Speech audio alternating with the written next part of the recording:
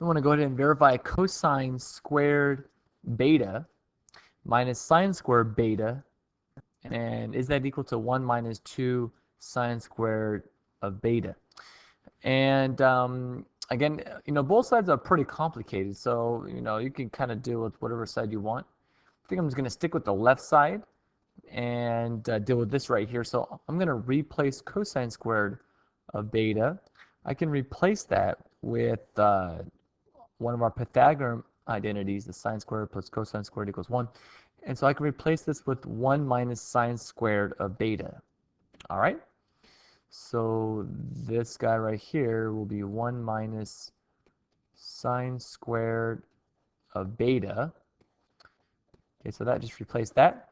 Minus sine of beta. Well, negative sine squared beta minus sine, squared beta. Well, that means 1 plus 1 is 2. So that means I have 1 minus 2 sine squared of beta. And that's that right there.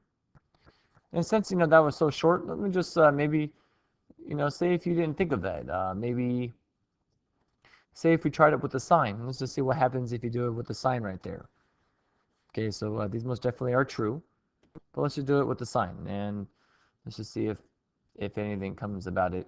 I mean, probably it may not look like it is because we need a sine over here, but this is why we're just going to try it here. So cosine squared beta minus, now I'm going to replace this now, sine squared beta, I'm going to replace that with 1 minus cosine. So 1 minus cosine squared beta. Okay.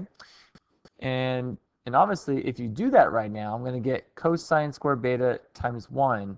I'm sorry, first I have to distribute right here. So I'm going to cosine squared beta plus 1 plus cosine squared beta. Alrighty. And so I get cosine squared beta times cosine squared beta. We get 2 cosine squared beta plus 1. Now, that's nice, but that's not what we needed right now, right? So if you wanted to maybe take this a step further, probably what you have to do is replace cosine squared theta with sine squared theta. And obviously right now we're doing a lot more work than probably we need to. And this is just to show right now that not every approach is going to work and not every approach is going to be efficient. So sometimes when you run into dead ends, you're like, you know what, this is not working. You can cross it out and just start all over and try a different approach, and there's nothing wrong like that. So I think I'm going to stop right now. I mean, maybe I could try to replace cosine squared beta with 1 minus sine squared, and it's probably going to give it to us right there. But just the whole point is that some are more efficient than others. So you probably just want to keep that in mind as you're working on these.